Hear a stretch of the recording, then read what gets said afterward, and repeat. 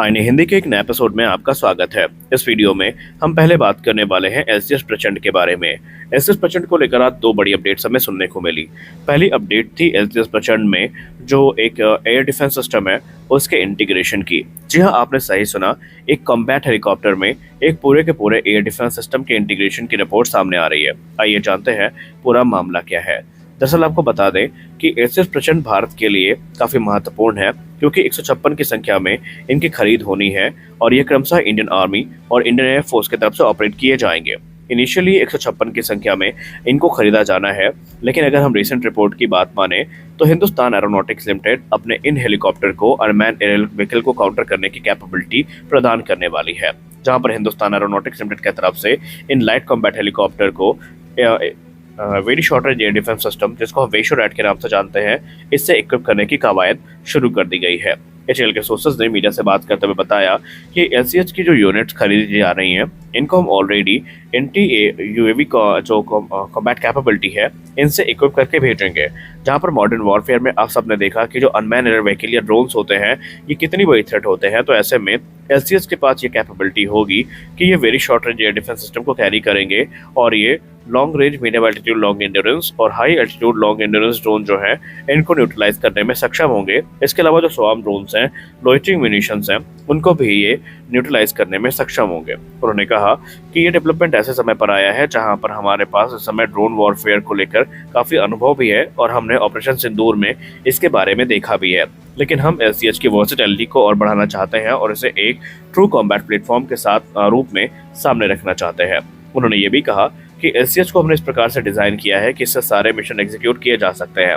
Basically light combat helicopter Hindustan aeronautics limited की तरफ से डिजाइन किया गया है और ये हमारी उस नीड का हिस्सा है जो नीड हमें जो 1999 का कारगिल युद्ध था उस दौरान महसूस हुई, जब हमारे पास कोई डेडिकेटेड अटैक हेलीकॉप्टर नहीं था हाई एल्टीट्यूड वॉरफेयर के लिए, और उसके बाद से हमने एसजीएस प्रोग्राम की शुरुआत करी। हालांकि आज हमारे पास अपाचे अटैक हेलीकॉप्टर्स तो है, लेकिन जब बात होती है हाई एल्टीट्यूड वॉरफेयर की तो वहां पर अपाचे भी एलसीएच के बराबरी नहीं कर पाते हैं। ये एक ऐसा हेलीकॉप्टर है जो कि बेसिकली हाई एल्टीट्यूड ऑपरेशंस के लिए ऑप्टिमाइज किया गया है और इसकी सर्विस सीलिंग 6500 मीटर की है, जो कि इसे भारत के माउंटेनियस बॉर्डर के लिए एक आइडियल प्लेटफॉर्म बना देता है। इसे लाइन ऑफ एक्चुअल कंट्रोल और लाइन ऑफ कंट्रोल पर डिप्लॉय किया जा सकता है। उसको पावर करने के लिए दो एचएएल टर्बोमेका शक्ति इंजन जो है वो यूज किए जाते हैं। एलसीएच को 20 mm की M621 कैनन से इक्विप किया गया है। इसके अलावा ये 70 mm के जो रॉकेट्स हैं उसको भी इक्विप करते हैं। इसके अलावा इसमें मिस्ट्रल जैसी एयर टू एयर मिसाइल्स भी हमें देखने को मिलती है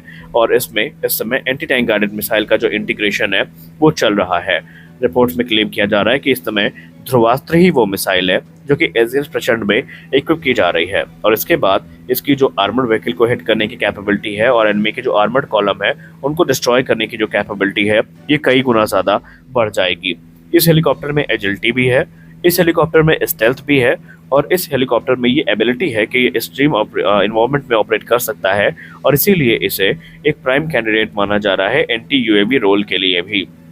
अगर हम very short range air defence system की बात करें तो इसको defence research and development organisation की तरफ से विकसित किया गया है और ये बेसिकली जो लेजर गाइडेड मिसाइल और इंडिजिनस वेरिएंट सिस्टम है इग्लास के उनकी बराबरी रखता है। और सबसे खास बात तो ये है कि एक्सपर्ट मानते हैं कि अगर एलसीएच में इसका इंटीग्रेशन हो गया तो फिर एनिमी के जो ड्रोन्स हैं, खासकर तुर्किश सप्लाई ड्रोन है, उनके लिए साक्षात काल का दूसरा रूप होगा, क्योंकि एलसीएच में इसके एंगेजमेंट का मतलब ये है कि जो कंप्लीट स्पेक्ट्रम होगा एरियल थ्रेट्स का उसको एलसीएच न्यूट्रलाइज करने में सक्षम होगा। जहां पर ये मेल और हेल क्लास के जो ड्रोन्स हैं जैसे कि चाइना का CH-4B हो गया या फिर पाकिस्तान में जो तुर्किश सप्लाई ड्रोन हो गए उनको ये न्यूट्रलाइज करने में सक्षम होगा। Very short range air defence system की बात करें तो ये शॉर्ट रेंज का हाई प्रिसीजन मिसाइल सिस्टम है जो कि एडवांस फायर कंट्रोल रेडार और इलेक्ट्रो ऑप्टिकल और इंफ्रारेड सेंसर्स के साथ हमें देखने को मिलता है। अब यहाँ पर एलसीएच को ये अलाउ करता है कि एलसीएच ड्रोन थ्रेट्स को काफ़ी इजीली काउंटर कर सकते हैं 6 से 8 किलोमीटर की दूरी में। अब ये जो प्लेटफॉर्म है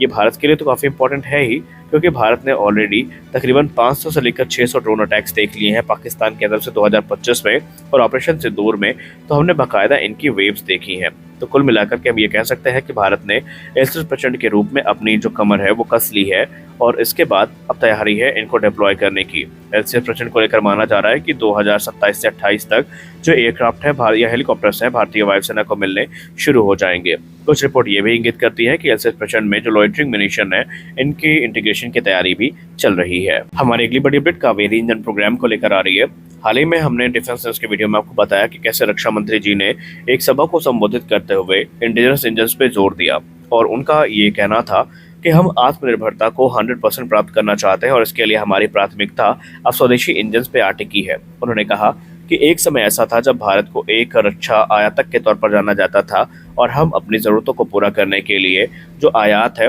उस पर पूरी तरीके से निर्भर होते थे। लेकिन एक आज का समय है जहाँ से भारत ने रक्षा आयातक से रक्षा निर्यातक तक का सफर जो है वो तय किया है। उन्होंने कहा कि आज हमारे पास लगभग सभी वो प्लेटफॉर्म है जो स्वदेश निर्मित हैं और वो सेना की तरफ से ऑपरेट किए जा सकते हैं। लेकिन अब हमारी बारी है ऐसे टेक्नोलॉजी पर ध्यान देने की जो भारत में नहीं है और जिसकी ज़रूरत हमें सबसे ज़्यादा है, और वो टेक्नोलॉजी है जेट इंजन की। उन्होंने कहा कि कावेरी इंजन जैसे जो प्रोग्राम है ये भारत के लिए काफ़ी महत्वपूर्ण है और भारत को अब इसमें ही ध्यान देना है। उन्होंने ये भी कहा कि हमारा उद्देश्य यही है कि हम इम्पोर्टेड हथियार को यूज़ ना करें बल्कि स्वदेश निर्मित जो मिसाइलें हैं, टैंक्स हैं और दूसरे जो प्लेटफॉर्म्स हैं उनको हम यूज़ करें ताकि हमारी सेना की जो ताकत है उसको हम और ज़्यादा बढ़ा सके। सबसे खास बात तो उन्होंने ये कही कि इस समय सरकार के तरफ से जो इंडिजिनस इंजन फंड्स हैं उनको इशू किया जा रहा है ताकि डेवलपमेंट को हम फास्ट करें। देखिए, रक्षा मंत्री जी ने इनडायरेक्टली ये कह दिया है और अब ये भी समझ में आ चुका है उनको, रक्षा मंत्रालय को, कि आप अपने रिक्वायरमेंट को पूरा करने के लिए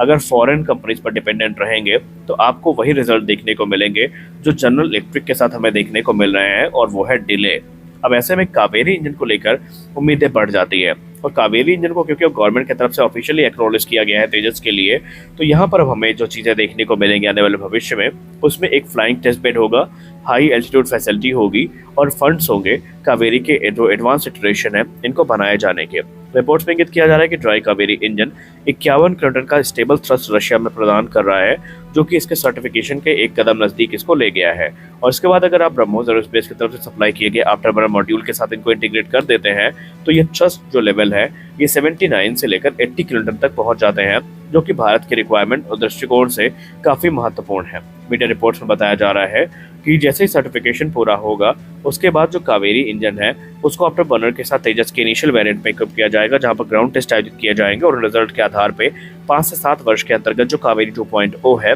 वो विकसित कर लिया जाएगा। कावेरी 2.0 की जहां तक बात रही तो ये 90 से 98 किलोटन थ्रस्ट वाला इंजन होगा जो कि न सिर्फ तेजस मार्क 1 बल्कि तेजस मार्क 2 के रिक्वायरमेंट्स को भी पूरा करने में सक्षम होगा। लेकिन इसके लिए ज़रूरी ये है कि सारे काम ऑन टाइम हो और सरकार की तरफ से फंड्स के साथ साथ जो इंफ्रास्ट्रक्चर है वो भी प्रदान किए जाएं, जिनमें सबसे महत्वपूर्ण है फ्लाइंग टेस्ट बेड एयरक्राफ्ट। तो आज के इस वीडियो में बस इतना ही, मिलते हैं अगले वीडियो में कुछ और अपडेट्स के साथ। तब तक के लिए जय हिंद।